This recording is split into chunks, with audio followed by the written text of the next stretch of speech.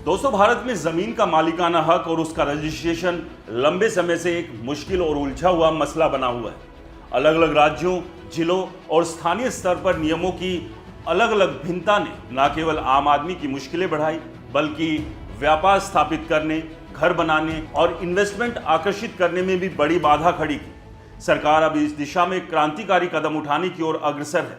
जमीन के रिकॉर्ड को पूरी तरह डिजिटल करने, विवादों को तेजी से निपटाने और लेन देन को सरल बनाने के लिए 2 उच्च स्तरीय पैनल गठित किए गए हैं। राजीव गौबा और टीवी सोमनाथन की अगुवाई में ये पैनल फाइनेंशियल और राज्य स्तरीय सुधारों पर काम कर रहे हैं, ताकि जमीन की संपत्ति की वास्तविक कीमत को अनलॉक किया जा सके। दोस्तों, मैकेंजी की एक हालिया रिपोर्ट के मुताबिक यदि सुधार सफल होते हैं तो हाउसिंग और कमर्शियल क्षेत्र में जमीन की कीमतें 25% तक कम हो सकती है।